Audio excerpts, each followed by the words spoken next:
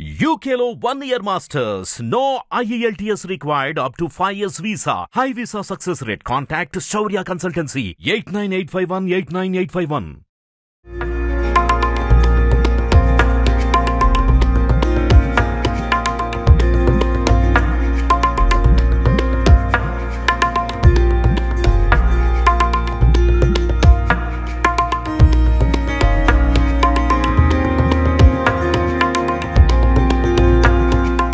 Hi hello నమస్తే welcome to hit TV. ప్రస్తుతం నేను రాజమండ్రిలో ఉన్నాను. సో రాజమండ్రి వచ్చిన తర్వాత ఒక ముఖ్యమైన వ్యక్తిని కలవాలి అనే ఉద్దేశంతో స్పెషల్గా ఆయన అపాయింట్మెంట్ తీసుకొని ఇవాళ ఆయన మీకు పరిచయం చేద్దాం. ఆల్రెడీ ఆయనకి పరిచయం అవసరం లేదు, ఆయన ఛానల్ ద్వారా మీరు అందరూ చూస్తూనే ఉన్నారు. బట్ నేను చాలా ఎక్సైట్మెంట్తో ఉన్నాను, ఎందుకంటే ఆయనతో మాట్లాడి బోలెడని విషయాలు మనకు తెలియని కూడా తెలుసుకోవచ్చు అన్న ఉద్దేశంతో. ఆయన ఎవరో కాదు, పళనిస్వామి గారు. చాలా అద్భుతంగా వీడియోస్ చేస్తూ ఉంటారు, ఎంతో చక్కగా వంటలు చేస్తూ ఉంటారు, మంచి మంచి విషయాలు తెలియని కూడా చెప్తూ ఉంటారు. సో ఆయన కలవడం చాలా సంతోషంగా ఉంది. మీకు కూడా పరిచయం చేద్దామన్న ఉద్దేశంతో ఇవాళ ఇంటర్వ్యూ చేయడం జరుగుతుంది. మనకి ఎందుకు ఆలస్యం, వెంటనే ఆయనతో మాట్లాడి బోలెడని విషయాలు ఆయన అడిగి తెలుసుకుందాం. నమస్తే సార్. నమస్తే అమ్మా. ఎలా ఉన్నారు? బాగున్నానమ్మా. చాలా సంతోషం మిమ్మల్ని కలవడం నాకైతే. చాలా సంతోషం అమ్మా, చాలా సంతోషం. సో చాలా కాలం పట్టింది మీ ఇంటర్వ్యూ చేయడానికి నాకు. బట్ ఇప్పటికి కూడా నేను బ్లెస్డ్ అని ఫీల్ అవుతున్నాను మీ ఇంటర్వ్యూ చేయడానికి. సో చెప్పండి, అంటే మీ వృత్తి వేరు, పూజలు లేకపోతే మీకు సంబంధించినవి అన్ని చేస్తూ ఉంటారు. దాంతో పాటు ఒక యూట్యూబ్ ఛానల్ స్టార్ట్ చేద్దాము, ఇందులో కొన్ని మంచి విషయాలు చెప్దాము, వంట వీడియోలు చేద్దాము, మీ పద్ధతిలో ఎలా చేస్తారు, అప్పటి కాలంలో ఎలా వండుతారు అని టిప్స్ చెప్తూ చేస్తూ ఉంటారు కదా. ఎందుకు ఛానల్ స్టార్ట్ చేయాలనిపించింది మీకు? నాకు మా అబ్బాయి చెప్పాడమ్మా, నాన్న నువ్వు ఇది చేస్తే బాగుంటుంది, ఈ విధంగా ఛానల్ చేసినట్టయితే ఇది అందరికీ ప్రయోజనకరంగా ఉంటుందని మా అబ్బాయి నాకు ప్రేరణ కలిగించాడు. మా రెండో అబ్బాయి, వాడి పేరు పళని షణ్ముఖన్. ఓకే, ఏం చేస్తున్నారు? వేద పండిట్ అమ్మా, వేద పండిట్. వాడు నాకు ఈ ప్రేరణ కలిగించాడు. అసలు నేను సోషల్ మీడియాలోకి రావడానికి ప్రధాన సూత్రధారి మా రెండో అబ్బాయి, వాడి పేరు పళని షణ్ముఖన్, వేద పండిట్. సంతోషం. ఆ అబ్బాయి ప్రేరణ వల్లే నేను ఇంతమందికి నేను చేరువయ్యాను. ఓకే, ఆయన చెప్పినప్పుడు ఫస్ట్ మీ ఫీలింగ్ ఏంటి? మనం ఇందులో సక్సెస్ అవ్వగలమా లేదా, ఎందుకు మనం మళ్ళీ ఇవన్నీ వీడియోస్ చేయడం అలా అనుకున్నారా, లేదంటే స్టార్ట్ చేద్దాము మంచి ఆలోచన అని చెప్పారా? లేదు, మా అబ్బాయి ఎందుకు చెప్పాడో ఏమిటో అని చెప్పి ప్రారంభం చేశాను. ప్రారంభం చేసిన కొత్తలో కొంత నిరాశపడ్డాను, ఎందుకంటే ప్రపంచం అంతా పరిగెట్టేస్తుంటే నేను ఎదురు బండి మీద కూర్చున్నా. నా కుంపడి పోయా, నేను ఇవన్నీ ఎవరు చూస్తారో ఏమిటో అని అనుకున్నాను. కానీ మా అబ్బాయి చెప్పాడు, లేదు లేదు నాన్న, ఇదే అందరికి కావాలి, నువ్వు అదే ఓర్పు పట్టు అని చెప్పి మా అబ్బాయి చెప్పాడు. తర్వాత కొద్ది నెలల తర్వాత ఒకసారి పనసపొట్టు కూర నేను ఎప్పుడో చేసింది, అది ప్రాచుర్యంలోకి వచ్చింది. ఇంకక్కడ నుంచి నేను తిరిగి చూసుకోవాలి, ఇంతమంది అభిమానాన్ని నేను సంపాదించగలిచాను. గుర్తుపడుతున్నారా మీరు బయటికి వెళ్ళినప్పుడు మిమ్మల్ని?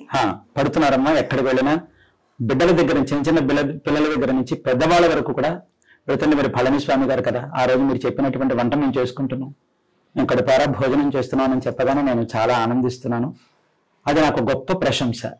చాలా సంతోషమైన మాటలు కదా అన్ని అందరూ చెప్తూ ఉంటారు. ప్రతి ఒక్కళ్ళు పసిపిల్లల హృదయంలో కూడా నేను నిలిచిపోయానంటే ఇంతకు మించి నాకు బహుమానం మనకి ఇంతకు మించి ఏముంటుంది చెప్పండి. అవును, పోలేండి, మీ అబ్బాయి వల్ల మీరు ఒక ముందు అడుగు వేయడం వల్ల ఇంత మందికి చేరువయ్యారు. అంటే చాలా మంది సంతోషపడుతూ ఉంటారు మీ వీడియోస్ చూసి.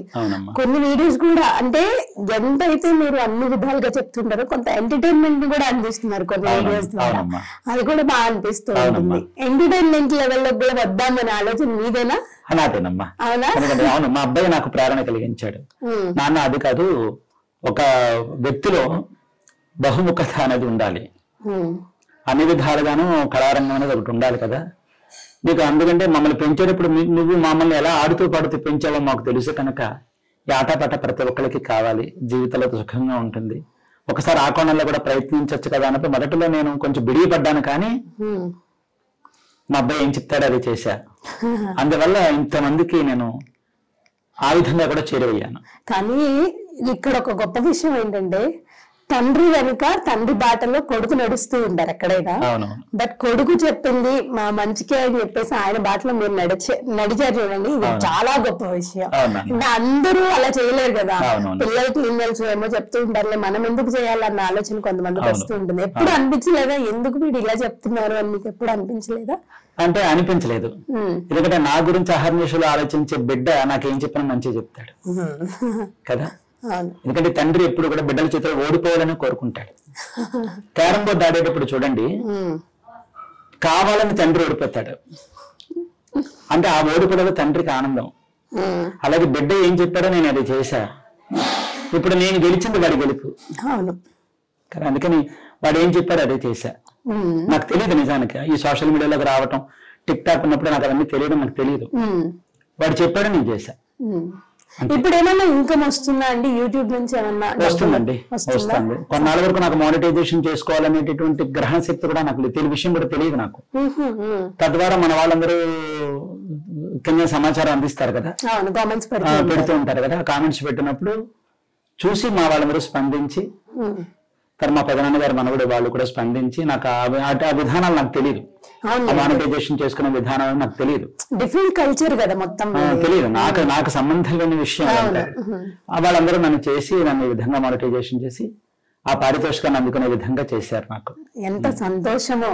ఫస్ట్ ఇన్కమ్ ఎంత వచ్చింది మీ చేతికి? వచ్చినప్పుడు ఆ ఫీలింగ్ ఏంటి మీకు? నాకు మొట్టమొదటి సంపాదన 30,000 వచ్చింది నాన్న. అవునా? 30,000 వచ్చింది. 8 నెలల తర్వాత ఛానల్ స్టార్ట్ చేసిన సంవత్సరమా? అర్థం తర్వాత. అప్పటి వరకు నాకు మానిటైజేషన్ చేసుకోవాలని విషయం తెలియదు నాకు. సంవత్సరంన్నర పట్టింది. అంతకు మునిపే వచ్చేది, నేను ముందు మేల్కొని ఉంటే తెలియలేదు నాకు. ఆ తర్వాత ప్రారంభమైంది. ఇంకా తర్వాత అంత నుంచి అలా జనాదరణ ప్రజాదరణ పొందుతున్నాను. గొప్ప సంతృప్తికరమైన విషయం ఏంటంటే, బయటకు వెళ్ళినప్పుడు ఎక్కడికి గుడికి వెళ్ళనివ్వండి, నా వృత్తికి వెళ్ళనివ్వండి, లేదా ఏదైనా బజార్కి వెళ్ళనివ్వండి, ఎక్కడికి వెళ్ళనివ్వండి, ఫలానా మీరు పళనిస్వామి గారు మీరు చెప్పినటువంటి వంట మేము చేసుకుని మేము కడుపార తృప్తిగా భోజనం చేశామని పిల్లల దగ్గర నుంచి పెద్దవాళ్ళ వరకు చెప్తుంటే తండ్రికి ఇంత మించి ఏమో ఆనందం చెప్పండి. బిడ్డలు కడుపు నిండా తినడం కన్నా తల్లి తండ్రికి ఇంకేం అక్కర్లేదు. అందులో ఇవన్నీ ఏంటంటే కాస్త మా కాలపు వంటలు కానీ పాతకాలపు వంటలు. అమెరికాలో చదువుకోవాలి అనుకున్న వాళ్ళకి విశ్వసనీయమైన పేరు మన శౌర్య కన్సల్టెన్సీ. కాంటాక్ట్ 8985189851.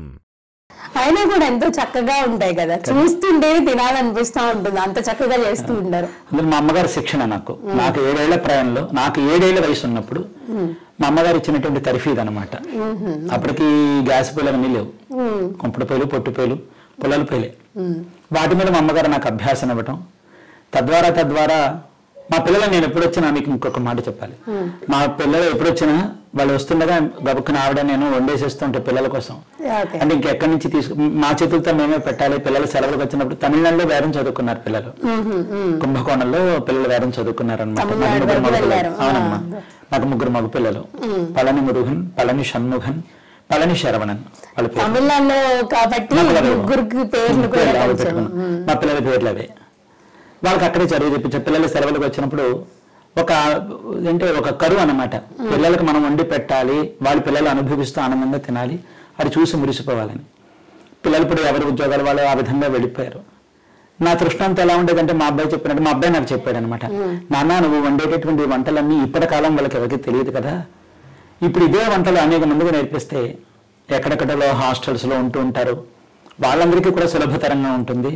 పైగా మనం చెప్పేటటువంటి పదార్థాలన్నీ కూడా వెతుక్కుని తెచ్చుకునే పదార్థాలు ఏం కావు, నిత్యకృత్యం మనం వాడేటటువంటి పదార్థాలే కదా, ఇది పెద్ద సులభతరంగా ఉంటుంది, చెప్పచ్చు కదా అంటే అప్పుడు మా పిల్లాడి ఇచ్చిన ప్రోత్సాహంతో చెప్పాను. ఇంక వెనుతిరగల నా ఈ ప్రతిభకి, ఈ యొక్క ఎదుగుదలకి మూల కారణం మా 2వ అబ్బాయి. అంతే, ఆ దేవుడే మీ 2వ అబ్బాయి రూపంలో వచ్చి మిమ్మల్ని ఎలా మోటివేట్ చేసి ముందుకు తీసుకెళ్లారు. అవునన్నా, అవును. సో ఇంకొక విషయం ఏంటంటే, ఎవరైనా నేను చూస్తుంటాను, పూజారులు కానివ్వండి ఎవరైనా సరే, గుడికి వెళ్ళి నిత్యం దీపారాధన చేయడము, హారతులు ఇవ్వడము, పూజలు చేయడం, అర్చనలు చేయడం, అభిషేకాలు చేయడం చేస్తూ ఇంటికి వచ్చేసి మళ్ళీ వాళ్ళు నిత్య జీవితంలో ఉంటూ ఉంటారు. కానీ ఇక్కడ చూస్తే నేను ఫస్ట్ రాగానే షాక్ అయిపోయాను. నేను గుడికి వచ్చానేమో అనుకున్నాను ఫస్ట్. ఇంటికి వచ్చానన్న ఫీల్ లేను. అవును. చూస్తే ఇక్కడ గుడి ఉంది. ఎందుకు కారణం అంటే గుడిలో ఇల్లు కట్టుకున్నారా లేకపోతే ఇల్లు నిర్మించాక గుడి కట్టారా అనేది అర్థం అవ్వట్లేదు. ఇప్పుడు మా ఇంటిని గుడిగా చేసుకున్నా. మాకు వచ్చి కులదైవం వచ్చి పళని సుబ్రహ్మణ్య పెరుమాను, పళని ఆండవర్ వచ్చి మా కులదైవం. నాకు ఒక ప్రధాన కోరిక ఒకటి ఏంటంటే సుబ్రహ్మణ్య స్వామి యొక్క వైభవాన్ని మన తెలుగు వారికి చాటి చెప్పాలి. మన దక్షిణ భారతదేశంలో తెలుగు, తమిళ, కన్నడ, మలయాళ ఈ రాష్ట్రాలలో సుబ్రహ్మణ్య ప్రాభవం మిగతా చోట్ల బాగా విరాజిల్లిపోతుంది. తెలుగునాట ఉంది కానీ ఉండవలసినంత లేదు, ఎక్కువగా లేదు. అయితే నేను అక్కడ కొన్ని స్వామి యొక్క వైభవాలని చవి చూసి వచ్చాను నేను ఇక్కడికి. అది ఇక్కడ లేకపోయేటప్పటికి చూసావా, నేను చూసిన ఆనందాన్ని మన తెలుగు వారు చూడలేకపోతున్నారు. మన తెలుగు వాళ్ళకి మనకు తెలుసున్నంతలో చెబితే బాగుండు అనిపించి నాకు ఒక తృష్ణ ఉండేది. కానీ మా నాన్నగారు ఒక మాట చెప్తూ ఉండేవారు, నువ్వున్న చోట దేవుడు ఉండడం కాదు, దేవుడు ఉన్న చోట నువ్వుండు అని అన్నారు మా నాన్నగారు. నాకు ఊహ తెలిసిన మాటల్లో మా నాన్నగారు నాకు నేర్పిన మాటలు నాకు అలా గుర్తుండిపోయాయి. అందుకని ఏంటంటే మా ఇంటి యజమాని, మా కులదైవం అంటే మా ఇంటి యజమాని. పెద్దవాళ్ళ దగ్గర పిల్లలు ఉంటారు కదా, అమ్మా నాన్న దగ్గర పిల్లలు ఉంటే అందం, అదే అందం చూడముచ్చట. మా కులదైవం మాకు పెద్ద ఆయనే, ఆయన పంచం నేను పడి ఉండాలి కానీ నా పంచం ఆయన ఉండకూడదని ఇదంతా ఆయన సామ్రాజ్యం చేసేసుకుని ఆయన ఆరాధన పెట్టుకుని ఆరాధన చేస్తూ నాకు తెలుసున్నంతలో సుబ్రహ్మణ్య ప్రాభవ వైభవాన్ని, తత్వ ప్రాభవ వైభవాన్ని, తత్వ వైభవం వేరు, తత్వంతో కూడినటువంటి ఆరాధనను నాకు తెలుసున్నంతలో మన తెలుగు వారందరికీ అందించాలనేటటువంటి దృక్పథంతో నాకు తెలిసినట్టుగా ఈ విధంగా ఆరాధన చేస్తూ ఇంకా బోలంత వ్యవస్థ. నిర్మించారు ఎన్ని సంవత్సరాలు అవుతుంది? ఇది దాదాపుగా 20 సంవత్సరాలు అయిపోయింది. 20 సంవత్సరాల్లో మీరు అనుకున్నది నెరవేరిందా? అందరికి చాటి చెప్పారా? ఇక్కడ చుట్టుపక్కల అంతా చాటి చెప్పాను. ఇది తగిన గుర్తింపు రాలా. అదే నాకు ఎందుకంటారు? ఏదైనా గుర్తింపు ఉంటేనే రాణింపు. అది ప్రజలు గుర్తించాలి. ప్రజలు గుర్తించారనుకోండి, ఓహో మంచి చక్కని ఆధ్యాత్మికమైనటువంటి ధోరణి వెళుతోంది, మనం దీన్ని కొంచెం ప్రోత్సహించాలి, వెనుదనగా నిలబడాలి. అస్తమాన ఒకళ్ళే నిలబడరు కదా. కానీ ఈ రోజున ఈ ప్రభ రావడానికి నాకు ఎందరో రాజమండ్రి వాస్తవ్యులు కానీ చుట్టుపక్కల వాస్తవ్యులు కానీ అందరూ సమకూరి నన్ను ఆనాటి కాలంలో అందరూ ప్రోత్సహించి నాకు వెనుదనగా నిలబడ్డారు. తిని తినలేదంటే దీర్ఘరోగం అని పెద్దవాళ్ళు చెప్తాను. అంటే ఏంటంటే ఇంతమంది నన్ను ప్రశంసించిన వాళ్ళే, ఇంతమంది లేకుండా నేను లేను. ఈ రోజు మనం ఖచ్చితంగా ఉంది, ఆ గుర్తింపు ఉంది. కానీ నాకు అంటే వచ్చిన వాళ్ళే రాలేరు, పెట్టిన వాళ్ళే పెట్టలేరు. కానీ ఆ నోట ఒక చక్కని గుర్తింపు వచ్చిందంటే ఈ రోజున ఇంకా ప్రభను ముందుకు తీసుకెళ్లేవాడిని.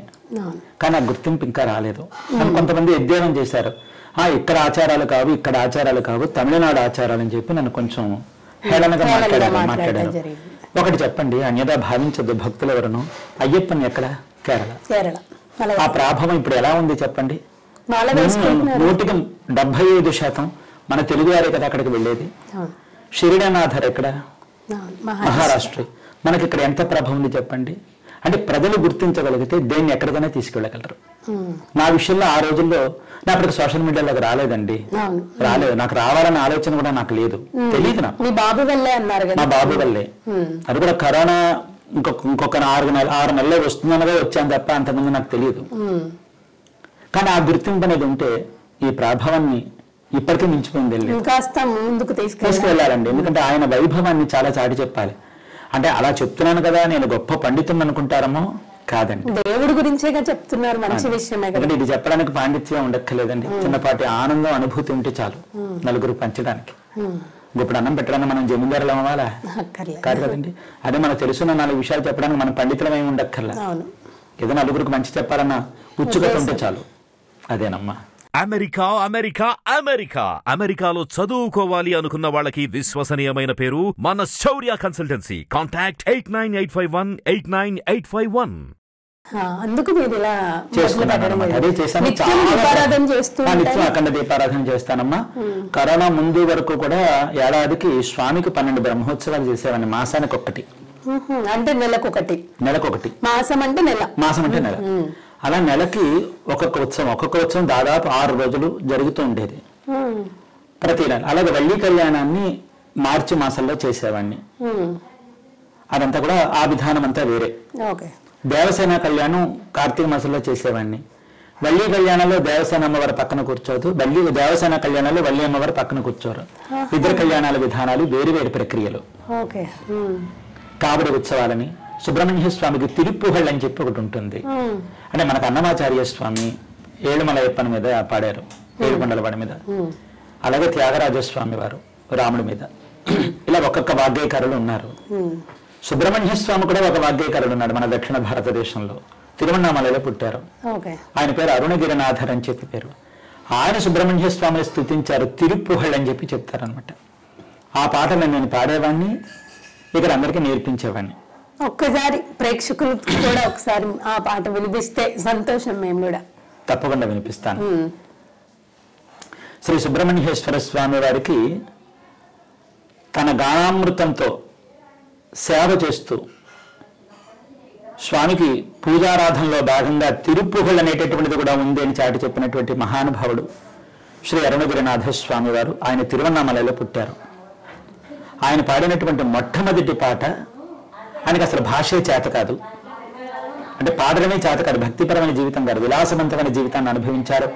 ఆయన చేత సుబ్రహ్మణ్య స్వామి నాలుక మీద బీజాక్షరాలు వ్రాసి పాడించినటువంటి మొట్టమొదటి పాట ఇప్పుడు మీకు నేను పాడి వినిపిస్తున్నాను. తప్పకుండా. వెట్రవేల్ మురుగనక్ అరోహరా ముత్తైతరు బత్తి తిరునగయత్తి కిరశక్తి చరవణ ముత్తి కొవిత్తు గురు పరయన బోధం முற்கட்பரமற்கு சுருதியன் முற்பட்டது கற்பி திருவருமுப்பத்தும வர்க்கத்தமதரு மடிப்பேன பத்து தரதத்தக்கணை தொடு ஒற்றை கிரிமத்தை பொருதொரு பட்டப்பகல் வட்டத்திகிரியில் இரவாக பத்தரு கிரதத்தை கடுமைய பச்சை புயல் மெச்சத்தகு பொருள் பட்சத்தொடு ரட்சித்தருள் வரும் பொருநாளே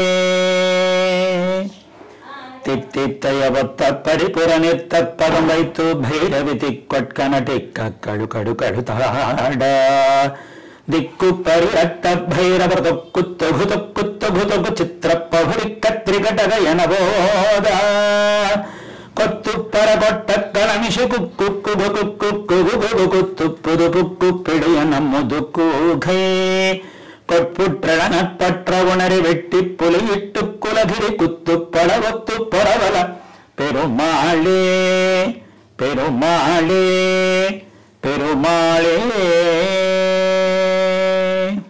வெற்றிவேல் முருகனுக்கு அரோகரா, கந்தவேல் முருகனுக்கு அரோகரா, ஞானவேல் முருகனுக்கு అరోహరా. మురుహార్. ఎంత సంతోషంగా ఉండి, అంటే పాటకు భాష అవసరం లేదు అంటూ ఉంటారు కదా, వింటూ ఉంటే ప్రశాంతత వేరే ఉంటుంది. అందులో దేవుడి కోసం పాడే పాటలు అంటే ఇంకా చెప్పనక్కర్లేదు, దానికి మాటలు ఉండవు. సో మీకు సంగీతం పట్టు కూడా ఉందా? లేదమ్మా, చిన్న చిన్న మెళకువలు నేర్చుకున్నాను తప్ప అందులో విస్తృతమైనటువంటి ప్రావీణ్యం అయితే లేదు నాకు. అంటే మీకు పెద్ద సింగర్స్ తో కూడా పరిచయాలు ఉన్నాయని విన్నాం. అంటే జానకమ్మ గారితో నాకు పరిచయం ఉందమ్మా. పరిచయం ఉందా ఆవిడతో? వారు రాజమండ్రి వస్తూ ఉండేవారు.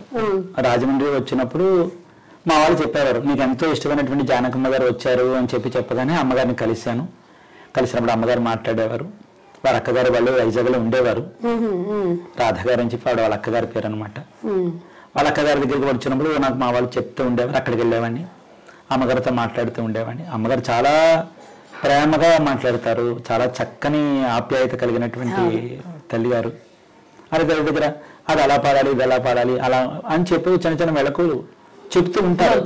ఆవిడ దగ్గర శిష్యరికం కొంచెం మీకు తెలిసిన, అంటే ఏకలవ్య శిష్యరికం ఉంటారు కదా, అటువంటిది. నాకు చాలా అభిమానం. ఆవిడంటే నాకు చాలా ప్రాణం. నా తల్లి అంటే నాకు అంత ప్రాణము. నాకు ఆ తల్లి అంటే, జానకమ్మ అంటే నాకు అంత ప్రాణం. ఆ తల్లి ఎప్పుడు నిండు నూరేళ్ళు ఆయురారోగ్యాలతో చల్లగా ఉండాలి, సుఖంగా ఉండాలి అమ్మ. అది కొంచెం ఎంతైనా ఆవిడ దగ్గర నేర్చుకున్నారంటే కాస్త మీకు కూడా ఇంట్రెస్ట్ ఉంటూ ఉంటుంది పాటల మీద. అంటే చూసారు, మనం చేతిలో సంపెంగ పువ్వు పట్టుకుంటే ఆ సంపెంగ వాసన వస్తూ ఉంటుంది, పనస పండు పట్టుకుంటే పనస పండు. ఆ తల్లి దగ్గర ఒక్కసారి వెళ్ళి నుంచున్నా ఆ సంగీత సరస్వతి కరుణ ఎవరికైనా పడుతుంది. మోగవాడైనా మాట్లాడతాడు ఆ తల్లి దగ్గరికి వెళితే. ఆ తల్లి అంత సరస్వతి స్వరూపం జానకమ్మ గారు. ఈ సందర్భంగా ఆ తల్లి గారికి నా నమస్కారాలు చెప్పుకుంటున్నాను. సంతోషం అమ్మ, మీరు ఆయురారోగ్యాలతో ఎప్పుడు చల్లగా ఉండాలని మనసారా కోరుకుంటున్నాను.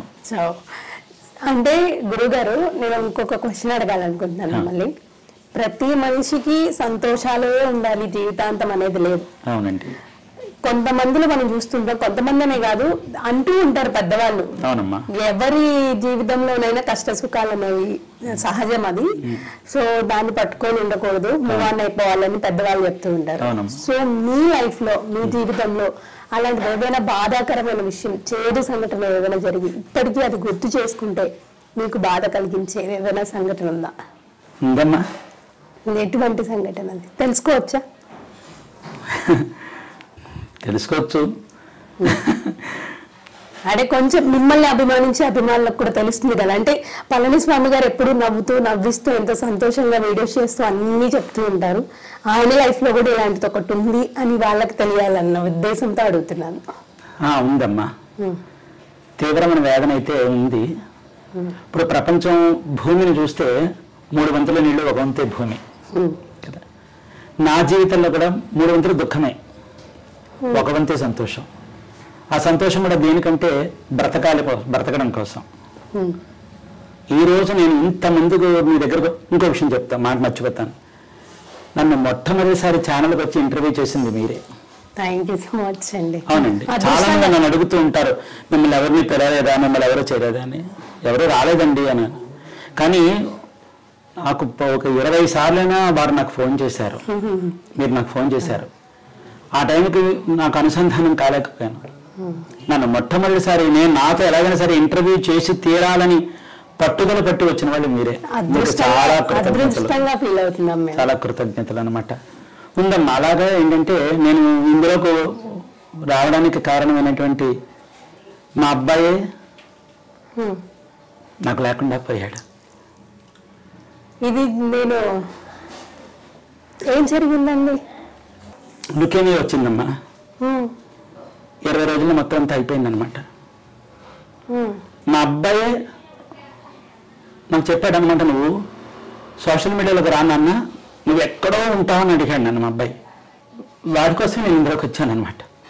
నాకు అప్పటి వరకు నాకు తెలియదు ఇవన్నీ కూడా. ఆ విధంగా వాడు మా పిల్లాడు 20 రోజులు వేద పండిట్ అవార్డు, వేదభూషణ్ అవార్డు వచ్చింది, వేదం నేర్చుకున్నాడు. ఆ పై చదువులకు ఘనపాఠి అవ్వాలి, క్రమపాఠి అవ్వాలని పిల్లలు వెళ్ళారు. వెళ్ళిన 20 రోజుల్లో మొత్తం ఏం జరిగిందో, మొత్తం 20 రోజుల్లో ఇంకా లాభం లేదు, ఇంక 20 రోజులు మీరు ఎక్కడికి వెళ్ళినా బ్రతకడం అనేసి లుకేమియా సివియర్గా వెళ్ళిపోయింది. ఎక్కడెక్కడికో తీసుకువెళ్ళాను, హైదరాబాదు, మెడ్రాసు, బెంగళూరు, అన్ని చోట్లకి ఎక్కడెక్కడికో తీసుకువెళ్ళాను, లాభం లేకపోయింది.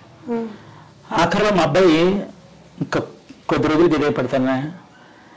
పిల్లలకి ఏంటంటే వాళ్ళకి ఆకలి అంటే, అన్నం అంటే తల్లి పెడుతుంది, నవమాసాలు మోసిన తల్లికి తెలుస్తుంది ఆ మమకారం.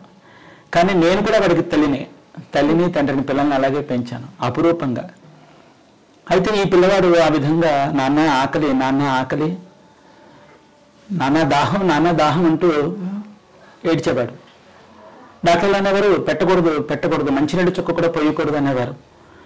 వాడు దాహం అని అనేవాడు. బిడ్డగా మనం పెట్టకుండా ఉండలేము, బిడ్డ ఆకలి అంటున్నాడు.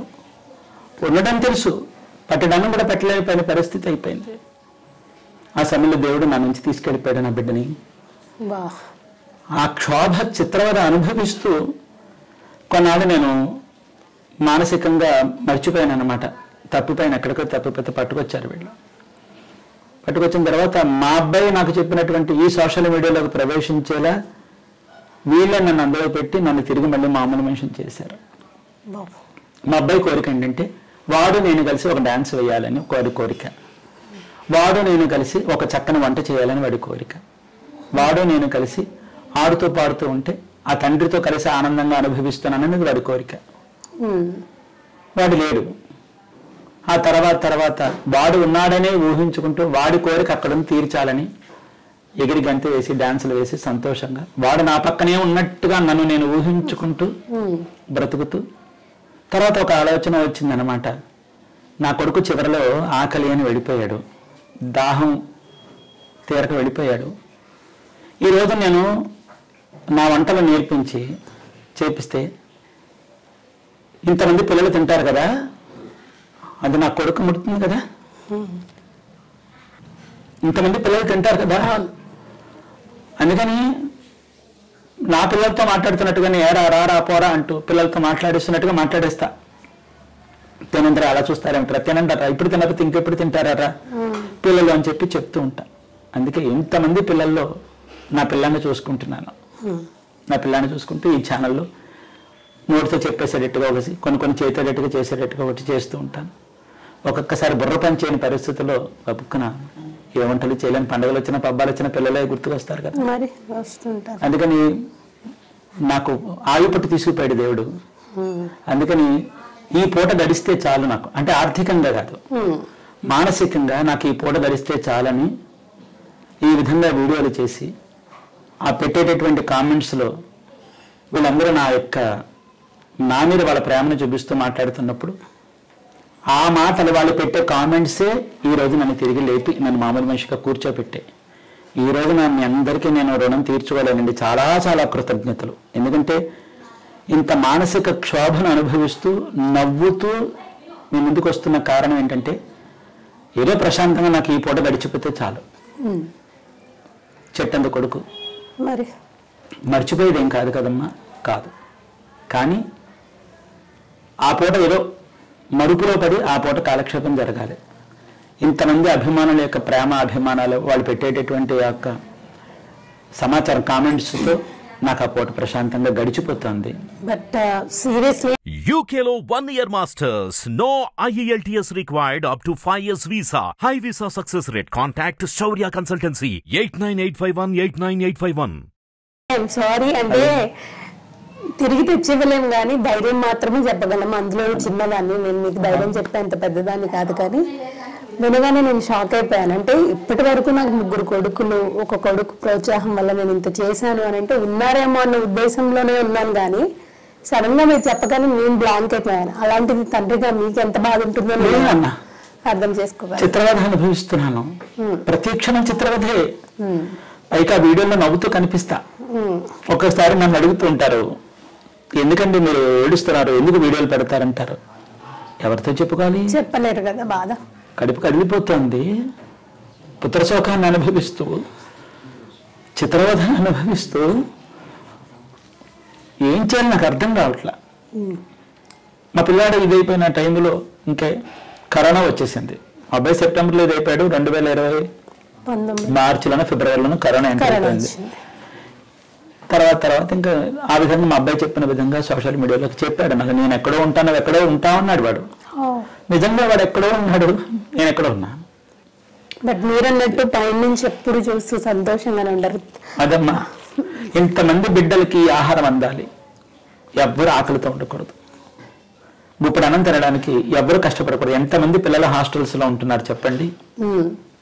యువత వాళ్ళందరూ నా పిల్లలు లాంటి వాళ్ళే కదా. తల్లిదండ్రులకి పిల్లలు ఎక్కడో ఉన్నారు, వాళ్ళు ఏం తింటున్నారో ఏమిటో అని ఎంతమందికి గాబరా ఉండదు. అలాగే వంటరాని పిల్లలు ఎంతమంది ఉన్నారు, వాళ్ళందరికీ కూడా సారీ మన్నించాలి. కాదు తల్లి, ఎందుకంటే ఇంతమంది పిల్లలకి నేను చెప్తున్నాను. ఆ పిల్లలందరూ వండుకు తింటుంటే ఒక తండ్రిగా నాకు ఆనందం. ఆ రోజు నా పిల్లాడు అడిగింది నేను పెట్టలేకపోయాను. ఈ రోజు నేను చెప్పింది ఇంతమంది పిల్లలు చేసుకు తింటుంటే నాకు ఆనందం అనమాట, నాకు ఆనందం. అందుకే నాకు ఒంట్లో ఓపిక ఉన్నంతసేపు మీ అందరికీ మంచి మంచి వంటలు చెప్తూ ఉంటాను. నాన్న మీరందరూ అలా కడుపార భోజనం చేసి సంతోషంగా ఆనందంగా ఉండండి. ఇప్పుడు నాకు ఆనందం, ఎందుకంటే మీరు పళనిస్వామి గారు మీరు నాకు చెప్పినటువంటి వంట మేము నేర్చుకున్నాం, మేము తింటున్నాం, నాకు చాలా సంతోషంగా ఉంది అని మీరు కూడా. అలాగే ఇప్పుడు మీలాంటి పిల్లలే చెప్తూ ఉంటారు, నాకు వంట రాదండి కానీ మీరు చెప్పిన వంట నేర్చుకుని మా భర్త గారికి పెట్టాను, మా అత్తమామల్ని మెప్పించానని చెబుతూ ఉంటారు ఆడపిల్లలు. ఒక తండ్రిగా నాకు ఇంతకు మించి గర్వం కాదండి. అందుకేనమాట. పోనీలేండి, అంటే మీరు చెప్పే విధానం కూడా అంత చక్కగా ఉంటుంది, అంత సంతోషంగా ఉంటుంది. అంతేకాదు నేను విన్నాను, గుళ్ళో పూజ చేయడం వేరు, మళ్ళీ అన్నదానాలు చేయడం వేరు. అన్నదానం కూడా నిర్వహిస్తూ ఉంటారు అప్పుడప్పుడు అని చెప్పేసి విన్నాను నేను. నిజమేనా? నిజమేనమ్మా. ఎందుకంటే అనేక మందికి, అంటే కరోనా రావడానికి ముందు మా అబ్బాయికి ఇలా జరిగింది అన్నాను కదా, అంతవరకు కూడా నెల వచ్చేటప్పటికి దాదాపుగా రమారమీగా ఒక 3,000 మంది దాకా ఇక్కడ నెల మొత్తం మీద, ఒకరోజున కాదు నెల మొత్తం మీద దాదాపుగా 3,000 మందికి మేము భోజనాలు పెట్టేవాళ్ళం. ఇక్కడ సుబ్రహ్మణ్య స్వామి యొక్క అనేక ఆరాధనలు చేస్తూ, అనేక సేవలు చేస్తూ వచ్చినటువంటి వాళ్ళందరికీ కూడా చక్కగా మేము భోజనం పెట్టడం ఒక సేవగా చేస్తూ ఉండడం, అలా చేసేవాళ్ళం. అంతమంది వరకు కూడా అలాగే అందరూ వచ్చారండి. నన్ను శిష్యుల కింద, నన్ను గురువుగా భావించి వచ్చినటువంటి వాళ్ళు అనేక మంది ఉన్నారు. వాళ్ళందరూ ప్రోత్సాహం, అందరూ అలా వచ్చారు. తర్వాత నాకు ఈ ఉపద్రవం జరగగానే మా భార్యాభర్తలు ఇరువురం కూడా మానసికంగా కృషించిపోయాం. మమ్మల్ని మేము తిరిగి లేవగలిగే స్థితిలో మేము లేమన్నమాట. లేము అంటే ఏమంటే పిల్లలతోనే కదా బలము. మొత్తానికి భగవంతుడు ఆ మూలం తీసుకుపోయేటప్పుడు కానీ ఏంటంటే ఇద్దరికి కూడా శక్తి ఇదైపోయింది. అంతే కదండి, ఇంట్లో పిల్లలే కదా మనకి. ఆ తర్వాత కరోనా 3 ఏళ్ళు ఊపేసింది, ప్రపంచాన్ని తారుమారు చేసేసింది. కదండి ఆ టైంలో ఇప్పుడు కొంచెం బయట వాతావరణం, కరోనా వాతావరణం నుంచి కోలుకుంటూ వస్తున్నాము. ఇప్పుడు మళ్ళీ చెయ్యాలి. మన వాళ్ళందరికీ, తెలుగు వారందరికీ కూడా నాకు తెలుస్తున్నంతలో సుబ్రహ్మణ్య ప్రభావ వైభవాన్ని అందించాలి. అంటే ఉన్నారండి, చాలా మందే ఉన్నారు. అంటే రిలేటివ్స్లో అయితే లేరండి. రిలేటివ్స్లో అయితే కనుక ఉంటారు. ప్రభుత్వం మనం వెళ్ళి అడగలేమండి, బాగోలేదు, అడగం, ఇంకా అదే లేదు. కానీ ఇప్పుడు నా స్నేహితుల పూర్వకంగా వాళ్ళు కూడా ముందుకు వస్తానంటూ ఉంటారు. స్నేహితులు కూడా నేను అడగలేను. కానీ నా శ్రేయస్సు కోరుకునేటటువంటి వ్యక్తులు ఉన్నారండి. నాకు గబుక్కున నాకు ఇది కావాలి అంటే తప్పకుండా అని ఒక తండ్రి వెనకాల బిడ్డలు ఏ విధంగా వెన్నుదన్నుగా నిలబెడతారో అలా వచ్చేటటువంటి వ్యక్తులు ఉన్నారు. సందర్భం వచ్చి నాకు ఈ విపత్తు వచ్చింది, నాకు గబుక్కున ఆదుకుంటే ఆదుకునే వ్యక్తులు ఉన్నారమ్మా. ఉన్నారు. సంతోషం. అది ఎప్పుడు అలా ఉండాలని మనస్ఫూర్తిగా, అంటే మీరు 10 మందికి సహాయం చేసే పొజిషన్ లో ఉండాలని నేనైతే కోరుకుంటున్నాను. ఒకరి దగ్గర సహాయం తీసుకునే సిచ్యువేషన్ కాదు మీది. 10 మందికి సహాయం చేసే అంత స్టేజ్ కి మీరు ఉండాలి. ఎప్పుడు అదే కోరుకుంటున్నాను నేను. సో ఇది చెప్పారు. సో మళ్ళీ మంచి మూల్లోకి రావాలండి మనం. మీ లైఫ్ లో ఏదైనా ఒక మంచి సంతోషకరమైన సంఘటన ఏదైనా ఉందా? ఉంది. మా పిల్లలు పుట్టడమే, ఇంతకు మించి ఇంకేం లేదు. అంతే. కడుపు తీపిని మించినటువంటి మధురానుభూతి తల్లిదండ్రికి ఉండదు నాన్న కదా. ఎందుకంటే ఆ యొక్క నా పిల్లల్ని మేము ఎత్తుకుని పెంచి లాలించినటువంటి ఆ క్షణాలన్నీ కూడా మాకు మధురానుభూతులే. ఇంకా అంతకు మించి ఎక్స్ట్రీమ్ అంటే ఉండదు. మరి మీ భార్య మీ లైఫ్ లోకి రావడం అది యాదృచ్ఛికంగానే జరిగింది. అది నాకు మహా సంతోషం. కానీ మా ఇద్దరికి నాలో అర్థం కదా. అందుకని మా ఇద్దరికి కలిసి వచ్చినటువంటి అదృష్టం ఏంటంటే మా పిల్లలు. సపోర్ట్ ఎలా ఉంటుంది? ఆవిడ సపోర్ట్ లేకపోతే ఈ రోజు నేను ఇంతమందికి వచ్చామని కాదండి. లేదండి. ఎందుకంటే నిజంగా మా అమ్మగారే నాకు ఈ వివాహం చేసినటువంటి విధానం అన్నమాట. ఈ అమ్మాయిని కట్టుకోరా, నీ జీవితం సుఖపడుతుంది అని మా అమ్మ నాకు చెప్పడం. పెళ్లిపేట్ల మీద చూశాను, మీకు నమ్ముతారన్నమాట. పెళ్లిపేట్ల మీద చూడటమే తప్ప. ఆవిడ మిమ్మల్ని చూసారా లేదా ఆవిడ కూడా అలానే పెళ్లిపేటల మీద చూసారా? లేదండి. అంటే పెళ్లిపేట్ల మీదే చూశారు. అంటే ఒకసారి ఇప్పుడు గుడి దగ్గర మేము చూపించారు తప్ప, సరే అని అనుకోవడం తప్ప. తర్వాత ఇంక పెళ్లి మాటలు వచ్చిన తర్వాత మేము ఇద్దరం పెళ్లిపేట్ల మీద చూసుకోవడమే. అంటే అప్పుడు మేము చూసినట్టే ఏదో 10 మంది వచ్చారు, 10 మంది వెళ్ళారన్న ధోరణిలో చూసుకున్నామే. కానీ నేను నిన్ను పెళ్లి చేసుకుంటాను, నువ్వు నన్ను పెళ్లి, ఇద్దరు ఆ ధోరణిలో మేము లేము. ఎవరో వచ్చారు వెళ్ళారు అంతే. తర్వాత ప్రస్తావించుకున్న తర్వాత చూస్తావా అమ్మాయిని అడిగేవారు. లేదమ్మా అనేవాడిని. వాళ్ళనే ఆవిడ అడిగారు, మా అత్తగారు. లేదమ్మా అని ఆవిడ చెప్పారు. ఇంకా మీ ఇద్దరు పెళ్లిపేట్ల మీద కూర్చొని చూసుకోవడమే తప్ప ముందుగా మాకు ఏమీ లేదు. అదే కానీ అయిన వాళ్ళమే, చుట్టాలమే. ఎప్పుడు ఇబ్బంది కలగలేదు కదా ఇద్దరు మధ్యలో? అంటే దంపతుల మధ్య ఏవో చిన్న వస్తూ ఉంటాయంటారు. మరి మిమ్మల్ని ఇన్స్పిరేషన్ గా మేము తీసుకోవాలి కాబట్టి మీరు చెప్పాలి. వస్తూ ఉంటాయి, సహజం. ఎందుకంటే 4 గిన్నెలు కలిసినప్పుడు చప్పుడు, 4 మనుషులు కలిసిన మాటలు ఖచ్చితంగా వస్తాయి. భార్యాభర్తల మధ్యన ఆ అనుభూతి కూడా ఉండాలి కదా. ఇప్పుడు మనము వంట చేసే ఎంతవరకు ఉండాలనేది తెలుసుకోవాలి. ఎంతవరకు వెళ్ళిపోయినా తెగిపోకుండా ఉండాలి. అదే గొప్ప బంధం. ఎంతవరకైనా వెళ్ళిపోద్దాం, సంగతి వేసేద్దాం, కానీ తెగిపోకూడదు. అది తెగిపోకుండా మాత్రం ఉండాలి. ఉంటుందండి, ఉండకుండా ఉంటుందండి. అన్నం తినప్పుడు ఎండుమిరపకాయ రాదా, పచ్చిమిరపకాయ రాదా? నోరు మండదా? మళ్ళీ తినకుండా ఉంటావా? తినకుండా ఉంటామా? పెరుగు చుక్క వేసుకుని ఉంటే కారం తగ్గిపోతుంది అవునా? ఇదేంటే ఆ మాట వీళ్ళు అనుకుంటే అనేసుకోవడమే. చాలే నీ మొహం రా అంటే అయిపోయింది అంతేనా?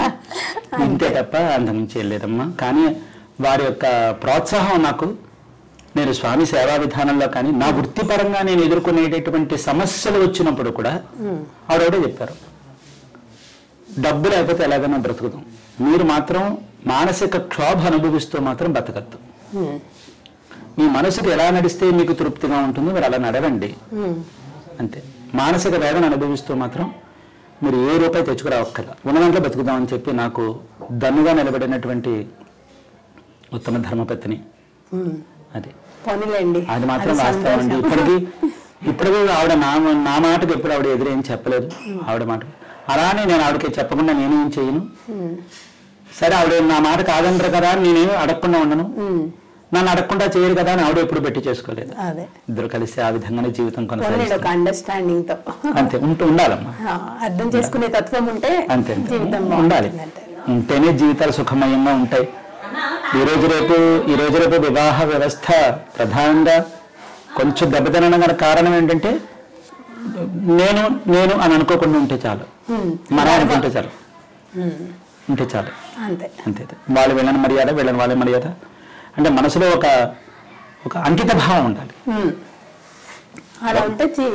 ఒకళ్ళు ఎక్కువ కాదు, ఒకళ్ళు తక్కువ కాదు, ఇద్దరు రెండును.